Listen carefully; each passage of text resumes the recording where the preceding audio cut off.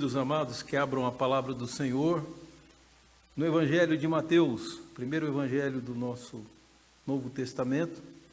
Evangelho de Mateus, leremos no capítulo 12. Mateus, capítulo 12, do verso 38 ao 42, diz a palavra do Senhor assim: Então, alguns escribas e fariseus replicaram: Mestre, queremos ver de tua parte algum sinal. Ele, porém, respondeu: Uma geração má e adúltera pede um sinal, mas nenhum sinal lhe será dado, senão o do profeta Jonas. Porque assim como esteve Jonas 3 dias e 3 noites no ventre do grande peixe, assim o Filho do Homem estará 3 dias e 3 noites no coração da terra. Ninivitas se levantarão no juízo com esta geração e a condenarão, porque se arrependeram com a pregação de Jonas. E eis, aqui está quem é maior do que Jonas. A rainha do sul se levantará no juízo contra esta geração e a condenará, porque veio dos confins da terra para ouvir a sabedoria de Salomão. E eis que está aqui quem é maior do que Salomão. Vamos orar ao Senhor. Pai Santo, em nome de Jesus, pedimos a iluminação do Teu Espírito sobre nós. A Tua palavra, Senhor Deus, é maravilhosa e suficiente, porém nós é que estamos limitados nos nossos pensamentos, geralmente conduzidos por nossos interesses pessoais, por nossas visões pessoais, e o remédio para tudo isso é o contato com a Tua palavra, que nos faz lembrar que somos pequenos e o Senhor é grande, que toda sabedoria reside em Ti, e quem quiser ser sábio tem que começar temendo o Senhor e se sujeitando àquilo que a Tua palavra nos mostra. E não sujeitando o Senhor Deus somente às coisas que o nosso coração aceita, e rejeitando aquelas que o nosso coração rejeita. Assim sendo, Senhor Deus, pedimos essa bondade do Senhor, de intervir nas nossas mentes e corações, para que sejamos movidos a entender a grandeza do Senhor, a entender a grandeza dos Teus caminhos, e que andemos por eles. É a nossa oração em nome do Senhor Jesus. Amém. Amados, nós estamos diante de um texto no qual Jesus fala a respeito principalmente aqui ele vai tratar a respeito das objeções que os fariseus e escribas, e em geral fariseus, que eram quem andava por volta de Jesus, uma religião uma seita do judaísmo bastante popular naquele tempo. Então, esses fariseus andavam e não criam em Jesus e ainda pregavam que ele não era o Messias. Enquanto faziam isso, levantavam uma série de objeções. Aqui no caso, um fariseu se aproxima de Jesus, os escribas e fariseus haviam combinado entre eles esse discurso, e eles se aproximam para exatamente fazer uma pergunta para Jesus, ou um pedido, que Jesus fizesse um sinal do céu. É evidente que alguns dizem que há necessidade dos sinais para que alguém creia. Bom, Deus pode usar esse meio, mas Jesus vai mostrar aqui que esse não é o meio comum, e vai tratar a respeito das justificativas para alguém não crer. Então, é possível que alguém que esteja nos ouvindo não creia, ou em Jesus como Messias, que era o problema aqui, ou mais como é um problema moderno, pessoas que não creem em Deus, ou no máximo acreditam que Deus existe, mas que Ele não tem importância para a nossa época, que Deus teria nos abandonado. Assim, a filosofia deísta, que há um Criador, porém esse Criador abandonou e deixou a sua criação à sua própria sorte. Esses dois tipos de pensamentos são comuns hoje, apesar de serem bem antigos. E é exatamente nessa linha de pensamento que nós vamos caminhar e que eu peço que você, então, acompanhe e descubra se você tem alguma boa razão para não crer, para não se entregar totalmente a Jesus. Basicamente é sobre isso que ele fala. E ele faz isso de várias formas. Ele cita um sinal somente que ele estava dando e que dependia muito daqueles que crescem para poder enxergar isso. Então a fé vem antes do sinal. E aqui é interessante que ele levanta duas testemunhas que se levantarão no juízo para julgar aqueles que não creram. Então, como eu disse, a batalha que existe aqui é do judeu que não crê que Jesus seja o Messias prometido pelos profetas, o Salvador que deveria ser enviado. E você fazendo as contas de Daniel, você vê que é mais ou menos esse tempo que Daniel, com precisão, previu o tempo em que o Messias viria. Partindo ali do tempo de Daniel para os tempos de Jesus, você tem exatamente o número de semanas que ele prevê, as 42 semanas. Então, o que o Messias viria era evidente. A grande questão que nós temos aqui, que está em debate, é que se os sinais que o Messias apresenta são suficientes. Este mesmo questionamento é feito a Jesus mais à frente, no capítulo 16, e que ele chama essa geração de uma geração má e adúltera, pede um sinal. Então, uma geração que é má, aos olhos de Deus, é ruim, e essa geração que é perversa, também é adúltera. É uma geração que vive para seus próprios prazeres. E aí diz Jesus, com toda clareza, pede um sinal e nenhum sinal lhe será dado no seu sinal de Jonas. Você vai encontrar um texto desse lá no capítulo 16. Aqui no capítulo 12, ele estende um pouco mais, ele debate com os fariseus a respeito exatamente dessa ideia. Antes de nós entrarmos, deixa eu falar um pouco de quem eram os fariseus, porque é possível que muitos não estejam aproximados do sentido dessa palavra. Fariseu era uma seita judaica. O judaísmo da época de Jesus estava dividido em 4 seitas. A seita que não tem aquele sentido pejorativo que tem no português, de ser uma heresia, um desvio. Seita que tem a ideia básica de secção, né? Daquela ideia de você fazer cortes. Então eram 4 partidos religiosos. Então você tinha, na época de Jesus, os fariseus e os saduceus são os mais mencionados. Você tem os zelotes, há um discípulo de Jesus que é zelote, e você descobriu mais tarde, nós descobrimos através dos escritos de Flávio Josefo especialmente, mas de vários escritos, uma religião secreta, uma seita secreta chamada Essênios. Então, da época de Jesus, que lemos nos evangelhos, são mencionados 3. E hoje sabemos que havia uma seita secreta, que essa, portanto, por ser secreta, não era tão popular nessa época. Os fariseus eram aqueles que acreditavam na ressurreição, na alma, acreditavam nos anjos e tinham como Bíblia todo o Antigo Testamento que nós temos hoje. Se você fosse localizar Jesus em uma das 4 religiões da sua época, certamente a que mais Jesus se encaixaria seria o farisaísmo. Então o fariseu, ele cria basicamente como cremos, exceto que ele ficou parado no tempo porque não creu que Jesus era o Messias. Aquele fariseu que creu, que era exatamente a linha do apóstolo Paulo e de Gamaliel e de tantos sábios, aqueles que eram fariseus e creram, encontraram a luz e puderam desenvolver assim o seu pensamento, sabendo que o Messias já havia vindo. Os fariseus que não creram ficaram meio estacionados no tempo, discutindo as coisas que eles costumavam discutir. Então aqui, no fundo, não é um pedido de sinal para se crer, não é aquela prova que se dá para que o aluno seja aprovado.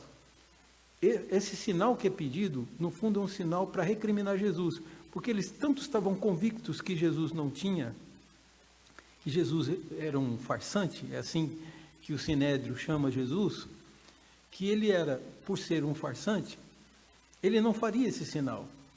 Ele faria alguma mágica ali e eles descobririam qual que era o sentido da mágica. No fundo, era tudo um teste. Eles não criam. Então, Jesus disse que nenhum sinal seria dado, satisfazendo aqueles que queriam reprová-lo, Jesus diz: nenhum sinal vai ser dado. Se vocês querem um sinal para crer, esperem, porque o Filho do Homem vai passar 3 dias morto. É isso que ele está dizendo aqui. Então, Jesus diz que o único sinal que será dado seria a sua morte e a sua ressurreição. E isso parece, de alguma forma, não atender aquilo que os fariseus estavam pedindo, dizendo: está vendo, ele não deu prova nenhuma. Nós temos isso hoje com o ateísmo e também com o deísmo, que é essa crença de que Deus criou o mundo e depois o abandonou. Quando nós combatemos, aliás, qualquer pensamento adverso do cristianismo, as pessoas elaboram uma série de desculpas para não crer, continuam e perseveram nesse mesmo pensamento. Então eu falei dos fariseus, os saduceus. Saduceus é uma segunda seita, que era muito popular na corte, entre Herodes e, inclusive, havia os herodianos. Os fariseus, eles tinham a seguinte crença, diferente os saduceus eram diferentes dos fariseus, porque eles não acreditavam na ressurreição, na alma. Ao que tudo indica, eles só criam nos 5 primeiros livros da lei. Parece que é isso que nós podemos inferir dos saduceus através dos escritos que temos hoje. O saduceu era alguém da época que entendia que eles deviam se submeter a Herodes e usar o próprio Herodes para que, quando o Messias viesse, o reino estivesse unido e eles tivessem força dentro do Império Romano. Daí eles faziam os seus conchavos políticos lá e apoiavam, e estavam muito ligados, não à própria lei, como os fariseus, ao estudo da lei. Os saduceus estavam muito ligados e focados, especialmente no templo e nos sacrifícios. Eles eram muito ritualistas. Então, aqueles rituais eram a redenção. Possivelmente era essa a crença do saduceu. E eles não acreditavam na ressurreição. O homem morre e não volta. Essa é a ideia do saduceu. Aí eu falei que ia falar também sobre os zelotes. Os zelotes eram um tipo de revolucionários políticos. Os zelotes acreditavam que deviam expulsar o Império Romano para que o Messias, quando viesse, encontrasse o reino puro. Então, zelotes, a palavra zelo no grego, significa ciúme. Então, eram aqueles que eram zelosos ou que eram ciumentos. Seria essa uma vertente da tradução do nome zelote. E que eles, então, alguns deles mais radicais, se escondiam e matavam soldados romanos escondidos, acreditando que era preciso fazer uma revolução política para que o Messias viesse. Essa é a terceira seita. E uma, como eu disse, que não está mencionado nos evangelhos, é a dos essênios, que era um grupo que é responsável, acredita-se, pela conservação do Antigo Testamento da época de Jesus. Uma coisa maravilhosa para nós hoje. Podemos estudar nos originais da época de Jesus, porque os essênios guardaram, acredita-se que foram eles, guardaram nas cavernas de Qumran pergaminhos do Antigo Testamento. E aí, como foram encontrados ali na década de 40 do século passado, 48 por ali, encontraram esses pergaminhos, e hoje podemos comparar com o texto de hoje. E tem uma bênção disso tudo, foi que pessoas que foram comparar, algumas delas inclusive torcendo para aparecer uma diferença entre os livros, pegaram um livro completo, que é o livro de Isaías, que é um livro imenso, que tem o rolo do livro de Isaías. Hoje nós lemos ele em 66 capítulos. Então o livro de Isaías é um livro grande. E eles fizeram a comparação para descobrir os erros dos textos de hoje. E quando compararam, basicamente com o Códice Alepo e o Códice Leningrado, que são 2 pergaminhos que servem de base para as nossas traduções, quando eles fizeram essa comparação, tiveram a grata surpresa de saber que desses escritos não havia nenhuma diferença. Imaginem, do ano, lá por volta do ano 30, depois de Cristo, 30, 40, depois de Cristo, foi quando eles devem ter escrito o último pergaminho, até 1940 esteve guardado, e eles colocados juntos com os textos que nós usamos, o texto que Almeida usou para traduzir, o texto que a Sociedade Bíblica usa hoje, não há nenhuma diferença, é 100% igual. O que é isso senão o milagre da conservação? Deus conservou as Escrituras, como no tempo de Jesus. Fique tranquilo que o Antigo Testamento que Jesus lia é igualzinho ao que você lê.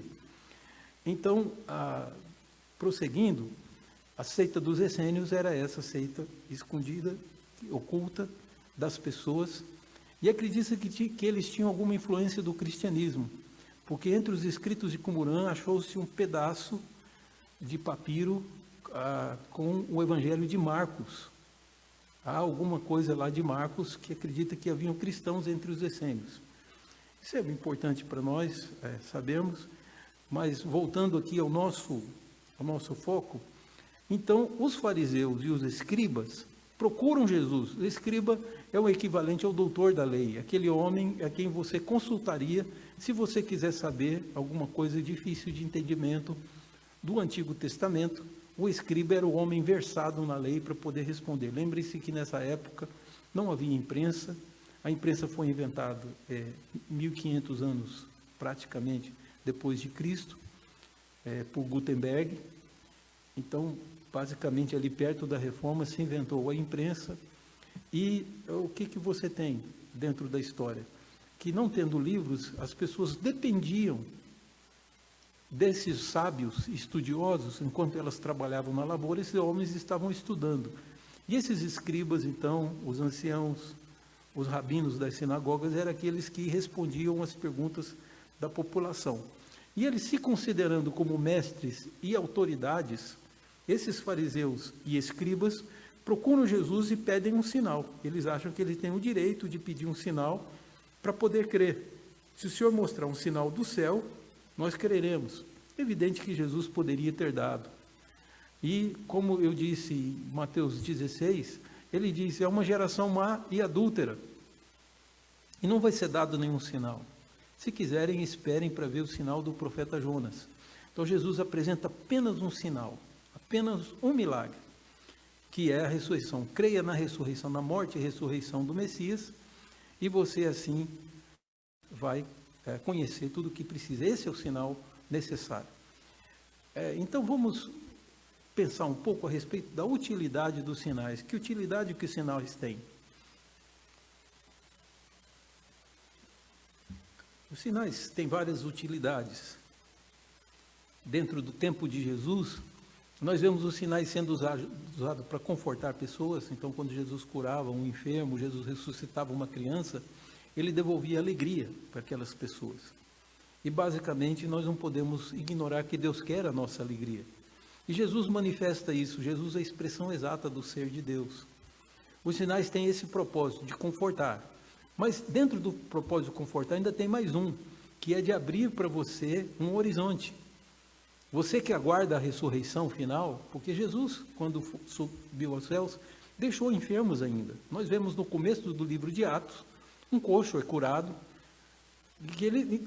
então várias pessoas no mundo estavam doentes, é um mundo enfermo, o mundo que nós temos é enfermo, e a prova está aí, todos nós guardando quarentena por causa de uma doença. Então doença é uma coisa comum desse mundo. Então Jesus não veio aqui curar todos os enfermos, como algumas igrejas querem ensinar, que a tarefa da igreja é cura. Não é. A cura que Jesus fazia e os sinais, como a multiplicação de peixes e pães que ele fez, com a pesca maravilhosa, como o silêncio do mar, as coisas que Jesus fazia, tinham um objetivo direto, que nós podemos observar. E havia também um objetivo pedagógico. Ele estava mostrando que, por exemplo, ninguém morreria no reino dele, no reino estabelecido, o reino que ele veio pregar e que depois ele vai trazer, os céus, no novo céu e na nova terra. Ele diz, de alguma forma, que não haveria morte. Então, quando ele manda o mar se calar e o mar se aquietar e o vento se calar, o que Jesus está mostrando para os discípulos? Que ele tem autoridade sobre as forças da natureza. Aqui no nosso mundo, você é homem, eu sou homem, eu estou sujeito às forças da natureza. Saindo ao sol eu me queimo, porque eu estou debaixo do sol, e eu dependo dele, inclusive para a própria vida. Assim, nós na Terra estamos debaixo do controle dos tempos. Se vier uma tempestade muito forte, nossa casa não fica de pé. Então, o que eu tenho que entender disso? Que eu tenho que confiar em Deus. Quando Jesus abre, para nós entendermos, ele está mostrando, por exemplo, que na Nova Jerusalém não vai haver enfermos, porque ele tem poder sobre as enfermidades. A enfermidade é algo dessa terra, que não foi criada por Deus. Observe bem que Deus não criou nem enfermidade nem morte. Porém, nós homens trouxemos isso quando nos separamos de Deus e perdemos aí a nossa capacidade de lutar contra as adversidades. E o nosso tempo de vida passou a ser pouco mais de 100 anos. É isso que o homem consegue, muitas vezes, é chegar aos 120 por ali. Daí, isso se deu pelo fato de que nós, homens, estamos numa terra doente, uma terra que caminha para o seu fim. Não podemos nos abraçar, deixar de seguir Jesus, porque temos coisas boas aqui. Isso são só coisas que nós nos adaptamos, nós criamos condições para viver bem aqui. Então eu queria chamar sua atenção, primeiramente, é isso, que Jesus não mostrou nenhum sinal, porque o sinal que ele trazia tinha uma utilidade, tinha uma razão de ser, e não era aquela que os fariseus mostravam, quer dizer, se você mostrar o sinal, nós creremos. Ele poderia fazer isso, como se Jesus estivesse desesperado para que os fariseus crescem, como se Jesus estivesse desesperado para você crer. É você que tinha que estar desesperado para crer e para buscar. Por isso Jesus menciona, qual que foi o sinal de Jonas? Eu te chamo a atenção para que você me responda. O que Jonas fez que pode ser apresentado como sinal, a não ser aquilo que ele escreveu nas Escrituras? Nós não temos testemunhas, a não ser as pessoas que jogaram Jonas no barco, podem não ter visto quando o peixe grande engoliu Jonas. Foi esse o sinal. E ele passa 3 dias e 3 noites no ventre do peixe. Jesus está dando algum sinal? Jonas deu algum sinal? Evidentemente que não. Que Jonas, quando é cuspido na praia, possivelmente não teve nem testemunha. E ele foi aos ninivitas e pregou aos ninivitas, e os ninivitas se arrependeram. O que eu estou querendo dizer é que o sinal que Jesus está dando para eles é um sinal, ou creiam nas Escrituras, ou vocês não terão sinal nenhum. É o problema dos evangélicos de hoje, é ficarem se prendendo a revelações extra-bíblicas, a visões, sonhos, quando Jesus diz, eu não vou dar isso, essa é uma geração má e corrupta. Isso não vai ter utilidade na vida de vocês. Então Jesus deixa de apresentar os sinais que nós esperamos, e Jesus então nos surpreende apresentando Jonas, que não fez sinal nenhum à vista das pessoas, mas a vida dele foi um milagre. Quem crê no livro de Jonas, e há muita gente que não crê, que diz que aquilo é uma lenda, e há outros que chegaram ao extremo de mostrar casos em que pessoas foram jogadas ao mar, ou caíram ao mar, e foram salvas por algum tipo de peixe que o engoliu. Então tem relatos disso na história, você vai poder observar, mas nós não vamos a esse extremo. A Bíblia não diz que foi uma baleia, ela diz somente que foi um peixe grande, um animal do mar, certo? Que pode ter sido uma baleia, mas Deus querendo, como disse o caipira, se Deus quisesse que fosse uma piaba também, ele também creria, basta que a Bíblia escreva isso. Então nós cremos nas Escrituras. O livro do profeta Jonas está nas Escrituras. Você viu Jonas ser engolido? Aquele fariseu viu? Não, não viu. Jonas equipara mais ou menos com o tempo do profeta Isaías. Então já não tinha mais nenhum contemporâneo de Jonas vivo. É evidente que ninguém viu. Então Jesus disse assim, vai ser dado a vocês creem no sinal de Jonas? Então creiam também que eu vou passar 3 dias no ventre da terra. Esse é um aspecto. O seguinte que nós vamos notar são as testemunhas que ele levanta, que no dia do juízo nos acusarão, os que não creram. Nós homens seremos acusados, os homens que não creram, vão comparecer diante do trono de Deus e vão ser acusados pelos ninivitas. Então lembra que Jonas foi para a cidade de Nínive, que era a capital da Assíria. A cidade de Nínive fica na beira do rio Eufrates, e ali, na Assíria, Jonas avisa que Deus, em 40 dias, destruiria aquela terra, porque eles eram muito perversos. Jonas não fez apelo nem nada, ele foi para o monte observar a destruição da terra. Porém, as pessoas se arrependeram, não veio nem sinal do céu. As pessoas se arrependeram, converteram-se, jejuaram, até os animais foi imposto um jejum, em louvor do Deus de Israel. O que aconteceu? Nínive foi poupada, na época de Jonas. Ali, algumas décadas depois, viria Naum, com uma sentença de Deus, sem espaço para arrependimento. Mas vejam só, os ninivitas daquela época de Jonas se arrependeram. Então, sem ter tido nenhum sinal, só a palavra de Jonas. Estão vendo como o sinal, Jesus está desmistificando essa ideia de sinal? Os ninivitas converteram sem sinal nenhum. Por que vocês precisam de sinal? É uma pergunta para o fariseu, é uma pergunta para o ateu de hoje, para o evolucionista. Eu só creio que Deus criou, que Deus exista, se Ele me provar, se eu tiver uma prova científica. Está aí, dito por Jesus. Os ninivitas vão se levantar contra vocês, porque eles são uma testemunha de que um povo inteiro se converteu sem ter um sinal sequer.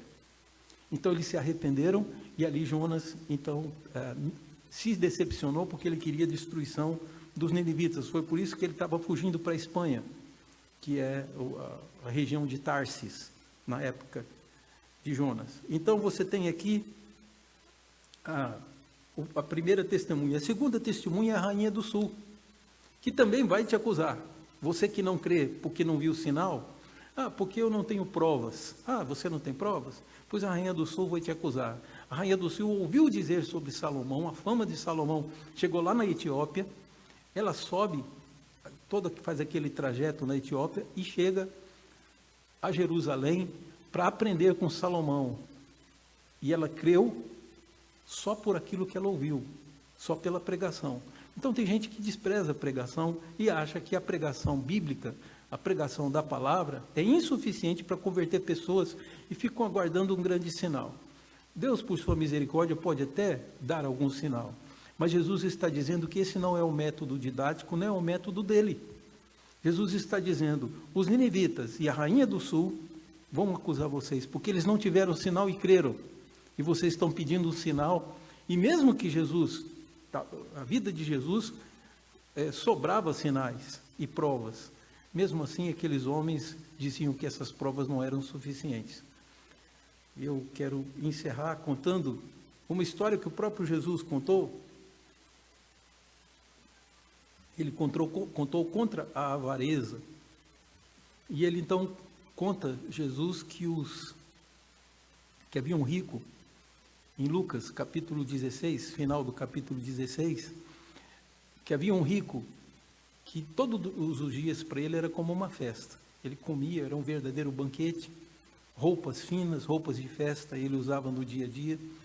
E enquanto isso, havia um mendigo à porta desse homem rico, que desejava, e não é que ele comia, ele desejava comer as migalhas que caíam da mesa. Ele ficava de lá de longe olhando e desejando, morrendo de fome. Esse homem não tinha conforto nenhum. Então Jesus diz que morreu o rico e foi sepultado, mas a respeito de Lázaro ele diz, esse homem, que Jesus honra dizendo, até o próprio nome dele ficou no Evangelho, disse, esse homem doente morreu e os anjos do Senhor vieram buscá-lo. Já há uma diferença de tratamento depois da morte. E aí o rico pede, Senhor, manda que Lázaro, pediu para Abraão, né? Porque com Deus ele não podia falar mais.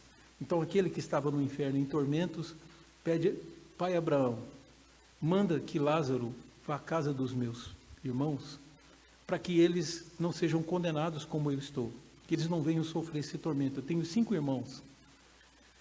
E Abraão diz, eles têm Moisés e os profetas, ouçam-nos. Na realidade, Moisés e o profeta é uma forma como, na época de Jesus, se mencionava as Escrituras. Os 5 livros da lei e o restante dos livros, que era o cânon dos fariseus. Então você observa que tem a Bíblia judaica hoje está dividida em 3 partes. Esses 5 primeiros livros da lei, depois você tem os livros dos profetas e depois os escritos sagrados, onde se encontram os salmos e outros livros poéticos. É interessante você notar que nessa distribuição, Abraão disse, eles têm Moisés e os profetas. Tem os 5 livros e os livros dos profetas. Creiam neles. Eles são suficientes. Diz, não, pai Abraão, eu também tinha e vim parar aqui no inferno. Então, faz o seguinte, manda Lázaro, porque se um sinal estrondoso desse, um homem que eles viram que morreu, bater na porta deles e disser, olha, o irmão de vocês está no inferno porque era avarento, os meus irmãos vão se converter e vão livrar-se de vir para cá, se um sinal desse for dado. E Abraão responde para ele com sabedoria, aí já Abraão já morto, já quase 2000 anos depois, Abraão no céu responde para aquele que está no inferno dizendo, se eles não creem em Moisés e nos profetas, não crerão nem que eu ressuscite os mortos, nem que os mortos voltem a viver, eles não vão crer. Então pode fazer o sinal mais estrondoso, quem está decidido a não crer, não vai crer. Então você tem um sinal nas mãos, que é as Escrituras, vá lê-la. A rainha de Sabá teve que dar muitos passos até chegar na Judéia, da Etiópia à Judéia, para poder aprender da sabedoria de Salomão. Os ninivitas jejuaram para obter o perdão de Deus, só com a palavra de Jonas. Por que você quer sinais? Você está errado. Está escrito lá no Antigo Testamento, não tentarás o Senhor teu Deus. Então eu não tenho que pôr Deus à prova, Deus não tem que provar nada para mim. Eu é que preciso aprender e me sujeitar a Ele, é o que Jesus está ensinando. Uma geração perversa e adúltera pede um sinal e nenhum sinal lhe será dado a não ser o de Jonas. Ou seja, aquilo que é falado, tudo aqui é falado, é ensinado. E esse é o grande ministério da igreja, não é curar, é ensinar. Essa foi a missão que Jesus nos deu. As curas são acessórios, que podem ou não, dependendo da época, Deus usar. Então, Deus disse, esses sinais acompanharão os que creem. Foi o que Jesus falou. Então, são acessórios, porque a tarefa da igreja é ensinar, e não prover o mundo de sinais para que eles creiam. Então, que Deus abençoe, e que sejamos assim, que entendamos a suficiência das Escrituras, a suficiência do ensino sobre Jesus. Ele nos deixou o Evangelho, nos deixou as Escrituras, para que fôssemos instruídos. Vamos buscar essa instrução. Ele nos proveu até de igrejas que nos ajudarão na interpretação. Então procure uma boa igreja, mas especialmente seja um crente das Escrituras. Vamos orar ao Senhor.